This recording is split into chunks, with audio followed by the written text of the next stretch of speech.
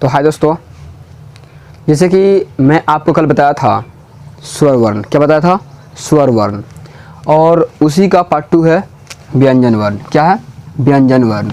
यानी कि जो ये व्यंजन वर्ण है उसको इंग्लिश में क्या बोलते हैं? कॉन्सोनेंट बोलते हैं। क्या बोलते हैं? कॉन्सोनेंट। तो कल आप स्वर वर्ण के बारे में तीनों जान गए थे। स्वर वर्ण कितने होते हैं, क्या क्या होते हैं, उसमें क्या क्या होता है, सब उसमें बता दिया गया था। आज मैं आपको बताऊंगा व्यंजन वर्ण के बारे में। व्यंजन वर्ण होता क्या है, इसे कितने भेद होते हैं, ये क्या है। ठीक है, देखते हैं दोस्तों। व्यंजन वर्ण, ये इसको इंग्लिश में क्या बोलते हैं? कॉन्सोनेंट। देखिए यहाँ पे व्यंजन वर्ण क्या होता है, पहले समझ लेते हैं। तो जिस वर्ण का उच्चारण, क्या? जिस वर्ण का उच्चारण स्वर वर्ण के सहायता, यानी कि जिस वर्ण का उच्चारण स्वर वर्ण के सहायता से होता है उसे व्यंजन वर्ण कहते हैं। अब वो कैसे, तो मैं आपको कल बताया था स्वर, बताया था ना स्वर। तो स्वर में क्या क्या बताया था? स्वर खास तौर पर स्वर 10 ही होते हैं, बताया था ना। जैसे क्या? अ, आ, ई, ये सब बताया था। इस तरह से 10 बताया था मैं स्वर। अब क्या बोला कि व्यंजन वर्ण में स्वर वर्ण की सहायता से व्यंजन वर्ण आपका बनते हैं। तो कैसे, तो एक देख लेते हैं इसको। अब जैसे यहाँ पे लिखा है एग्जाम्पल में क, क्या लिखा है? क। तो जो आपका क लिखा है वो क सिर्फ व्यंजन नहीं है, उसमें स्वर वर्ण का सहायता लिया गया है, तब वो क बना है। जैसे देख सकते हैं आप, क को तोड़ा जाएगा तो क हलांत प्लस अ हो जाएगा। कैसे, तो आप देखेंगे क, क्या बोल रहे हैं? क। तो क में आपका अ आ रहा है ना, क्या? क, क बोले तो इसमें अ आ रहा है। वही यहाँ आपका क लिखा गया तो ये क नहीं, अब ये क्या है? क। क्या है? अगर आप इसको उच्चारण करेंगे तो क्या होगा? इसको ऐसे बोलेंगे क, क। वैसे ही आप देखेंगे वहाँ पे बगल में है ख, क्या? ख। इसको तोड़ेंगे तो ख प्लस अ, इसमें अ का मात्रा इसमें देखिए ख, क्या? ख, ग, घ, अंग, ऐसे क्या? तो इस तरह से जो आपका ये सब यहाँ पे लिखा हुआ है ये स्वर वर्ण की सहायता से सब बना हुआ है। जैसे एग्जाम्पल यहाँ पर छ भी देख लेंगे। छ, देखिए बोल रहे हैं ना छ, छ, तब क्या होगा? अब छ, तो क्या है? इस तरह से आपका ये दोनों मिलकर क्या बना है? आपका पूर्णतः व्यंजन बना है। तो आप समझ गए कि क्या है व्यंजन, क्या होता है। सिंपल बोलेंगे, जिस वर्ण का उच्चारण स्वर वर्ण की सहायता से की जाती है उसे क्या बोलते हैं? व्यंजन वर्ण बोलते हैं। ठीक है, समझ में आ गया। इसके बाद देखते हैं व्यंजन वर्ण को 3 वर्गों में बांटा गया है। क्या? व्यंजन वर्ण को कितने वर्गों में बांटा गया है? 3 वर्गों में। वो कौन कौन है वो देख लेते हैं अब। ठीक है,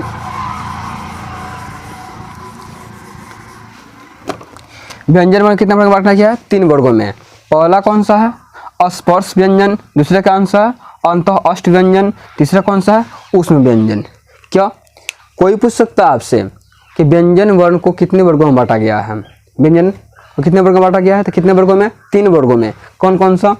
अस्पर्श व्यंजन, अंतः अष्ट व्यंजन और ऊष्म व्यंजन। ठीक है, ये 3 हैं। अब इसमें प्रत्येक को एक एक करके हम जान लेते हैं। ठीक है, तो पहला आपका क्या है? स्पर्श व्यंजन। ये स्पर्श व्यंजन होता क्या है? देखिए ये नाम से ही पता चल रहा है कि स्पर्श,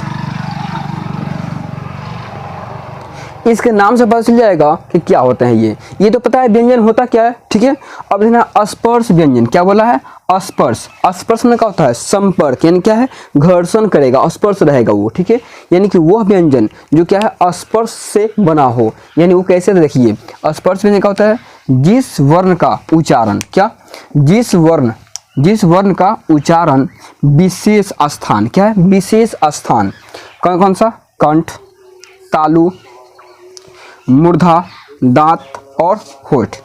यानी कि देखिए ये आपका ये माउथ है, इस माउथ के अंदर आपका दांत है, तालु है, होठ है, मूर्धा है। ये सब क्या है? इन सभी के सहायता से जिस वर्ण का उच्चारण होता है उसे ही क्या बोलेंगे हम? स्पर्श व्यंजन। अब बोलेंगे तो सप्त व्यंजन उसी से आता है। ये बात तो सही है कि जितना व्यंजन है, जितना स्वर है, सब उसी से आता है, मुँह से ही आता है। लेकिन बात यहाँ है कि कुछ खास है, जैसे कि अब ओष्ठ, कुछ ऐसे व्यंजन है जिनमें क्या है? ओट्स होता है। जैसे क्या है? प, देखिए ये ओट सटेगा इसमें। तो ऐसे ही कुछ ऐसे व्यंजन मिलेंगे आपको जो क्या है? इसमें किसी खास अंग से क्या है? ये उत्पन्न होंगे। अब वो कौन कौन से हैं वो अब आगे देख लेते हैं हम। नोट बोला है इसकी संख्या कुल कितनी होती है? 25 होती है। कितनी? इसकी संख्या कितनी होती है? कुल 25 की संख्या होती है। तो जैसे कि अभी मैं आपको बताया था अस्पर्श व्यंजन, ठीक है, तो अस्पर्श व्यंजन संख्या में कितना बताया था? 25 बताया था। तो आप देख सकते हैं 25 कौन कौन होते हैं, यानी 25 अस्पर्श व्यंजन कौन कौन से होते हैं। देखिए यहाँ पे ये आपका 25 जो है क, ख, ग, घ, अंग। अब इसका उच्चारण किससे होता है? कंठ से होता है। देखिए अब कैसे, देखिए ये आपका मैं बताया था ओठ, दांत, जीभ, तालु, मुख सब बताया था, कंठ। तो इसको जब आप उच्चारण कीजिएगा तो देखिएगा क, देखिए कहाँ से अंदर से आ रहा है आपका क, ख, ग, घ, अंग। ये जितना आपका पांचों ये वर्ण है ये क्या है? ये आपका टोटल क्या है? ये आपका कहाँ से आता है? कंठ से निकल रहा है। ये कंठ से, किससे निकल रहा है? कंठ से। तो क्या हो जाएगा आपका? ये कंठ वर्ण हो जाएगा। क्या हो जाएगा? इसको बोलते हैं हम कंठ वर्ण, कंठ वर्ण, ठीक है। सिंपल है ये आपका कंठस्थ बोलते हैं, कंठ वर्ण, ऐसे भी अच्छे बोल सकते हैं, ठीक है। दूसरा आपका आ गया च, छ, ज, झ, य, ठीक है। ये क्या होता है? तालु। देखिए तालु का जो होता है पिछला भाग, ये पिछला भाग से इसका उच्चारण होता है च। देखिए तालु, च जो आपका जीभ जो है ना तालु सटेगा, च, छ, ज, झ, य। देखिए ये जो आपका जो तालु जो है ना अब क्या है? जीभ जाके जीभ में सटेगा आपका, ठीक है, ये आपका हो जाएगा। उसके बाद यहाँ पे है ट, ठ, ड, ढ, अ, ठीक है। ये आपका क्या हो जाएगा? आपका ये मूर्धा, यानी कि मुख से बोलता है, मुख से, ठीक है। ये जो है आपका जीभ क्या है अंदर मुड़ जाएगा और क्या है ट, ये क्या मुख से निकलेगा, ट, ठ, ड, ढ, र। ये क्या आपका? यही 5 हो गया आपका, इसे क्या बोलते हैं? मूर्धा, ठीक है। नेक्स्ट है त, थ, द, ध, न। ये आपका क्या हो जाएगा? त। देखिए जो आपका जो जीभ जो है ना, जीभ ये क्या होगा? आपका दांतों में स्पर्श करेगा, त, थ, द, ध, न, ठीक है। ये आपका क्या हो जाएगा? ये आपका दंत, यानी क्या? दांत वाला हो जाएगा। ये आप खुद बोलकर प्रैक्टिस कर सकते हैं ये कौन सा दांत वाला है, कौन सा ओष्ठ वाला है, कौन सा जीभ वाला है, ठीक है। ये सिंपल आपको हो जाएगा। नेक्स्ट इसके बाद आ रहा है आपका प, फ, ब, प, फ, ब, भ, म। ये आपका हो गया। तो देखिए इसका उच्चारण कहाँ होता है? तब प। देखिए दोनों ओट्स आपके सटेंगे, प, फ, ब, भ, म। देखिए सट रहा है इसमें ना। तो सिंपल इससे आप समझ सकते हैं कि किसका उच्चारण किससे होता है, यानी कि ये आप यहाँ पे देख लिए किसका उच्चारण किससे हुआ है, ठीक है। क्या अब इससे आपका क्वेश्चन इससे बनता है, बोल देगा ठ का उच्चारण स्थान बताइए, ठ। तो ठ का उच्चारण से किस में आता है? देखिए ठ किस में आता है? देखिए आपका मूर्धा, क्या हो जाएगा? मूर्धा। वो बोले द का उच्चारण से बताइए, द, देखिए द सट रहा दांत में ना, तो क्या हो जाए? दांत, क्या हो जाए? दांत। तो इस तरह से क्या आप इसमें आप ये अगर ऐसे आप देख लेंगे, अगर सही से पढ़ लेंगे, इस तरह से समझ गए, तो आप इसको कहीं भी मिल जाइए आप उसे सॉल्व कर सकते हैं, ठीक है। आपका अंतस्थ व्यंजन वर्ण, ये अंतस्थ व्यंजन वर्ण होता क्या है? देखिए अब ये य है, र, ल, व, ये 4 ही होते हैं। क्या अंतस्थ व्यंजन वर्ण कितने होते हैं? 4 होते हैं। य, र, ल, व को अंतस्थ व्यंजन कहते हैं। कोई क्वेश्चन पूछ देगा कि अंतस्थ व्यंजन वर्ण किसे कहते हैं, तो क्या बोलिएगा आप? य, र, ल, व को अंतस्थ व्यंजन कहते हैं। इसका उच्चारण किससे? देखिए किससे होता है? य जीभ से, तालु से, दांत से और ओष्ठ, यानी इन चारों का उच्चारण इन चारों से होता है, ठीक है। इसके बाद उन्हें और यहाँ पे इसकी संख्या कितनी होती है? 4 होती हैं, ठीक है। तो इतना आपको समझ में आ गया। ये आपका कितना हो गया? ये अस्पर्श व्यंजन हो गया और अंतस्थ व्यंजन हो गया। एक और बचा है कौन सा? ऊष्म व्यंजन। कौन सा बचा है? ऊष्म व्यंजन, ठीक है, उसको भी देख लेते हैं। तो आपका तीसरा बचा है कौन सा? ऊष्म व्यंजन। कौन सा बचा है? ऊष्म व्यंजन। ये ऊष्म व्यंजन क्या होता है ये भी देख लेते हैं आप, ठीक है। ये तीसरा नंबर आपका है। पहला कौन सा था? पहला बताइए कौन सा था?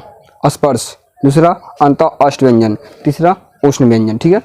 अब इसको देख लेते हैं। तो स और ह, ठीक है, ये 4 है ऊष्म व्यंजन, ठीक है।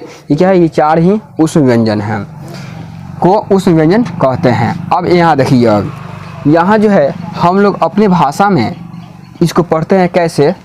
देखिए इसको, ये है और ये है, ठीक है। ये आप देखिए इसको इस तरह से अगर पढ़ा जाए तो पढ़ने के अनुसार तीनों को स्व ही पढ़ते हैं। क्या पढ़ते हैं? तीनों को स्व पढ़ते हैं। लेकिन अगर ये एग्जाम में आता है कि ये किसका उच्चारण किससे होता है, तो इसको आप जो हम लोग भोजपुरी में इसको उपयोग करते हैं पढ़ने के लिए, तलाबे स, क्या तलाबे स, क्या बोलते हैं तलाबे स, तो तलाबे स का तालु, क्या होता है तालु, तलाबे स तालु। ये होता है मूर्धन स, क्या बोलते हैं मूर्धन स, तब क्या होता है मूर्धा, क्या होगा मुख से हो जाएगी आपका, क्या हो जाएगा मुख से, मूर्धा मुख से। ये दंती स, क्या होता है दंती स, क्या हो जाएगा दांत। तो क्या इस तरह से आप इसको क्या है ये ट्रिक रूप में आप इसको याद कर सकते हैं, ठीक है। तो आपका हो गया ये। और ह जो है कंठ है, ह देखिए ह कंठ, ये क्या है कंठ से आ रहा है ह, ठीक है। तो इस तरह से क्या आपका ये उसमें व्यंजन हो गया। उसके बाद यहाँ देखिए नोट में कुछ दिया गया है, अंग और अ, क्या अंग और अ।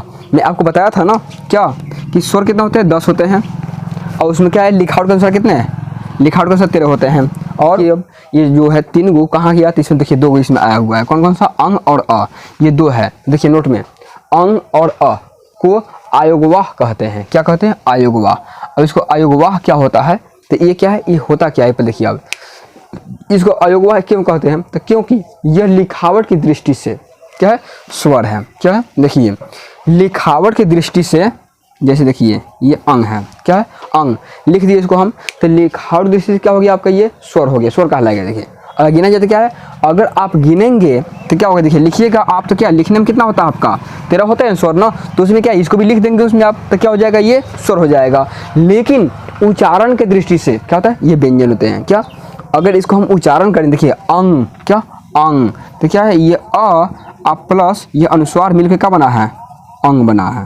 तो क्या हो गया ये आपका 2 मिलकर बना हुआ है यहाँ पर ना, तो क्या देखिए आप, तो क्या ये 2 मिलकर क्या ये आपका बना हुआ है, इसलिए क्या हो जाएगा अयोगवाह कहलाएगा, क्या कहलाएगा अयोगवाह कहलाएगा। यहाँ भी लिखा है अ, तो क्या है अ प्लस विसर्ग, ये भी क्या बना है अह बना है, क्या बना है अह बना है।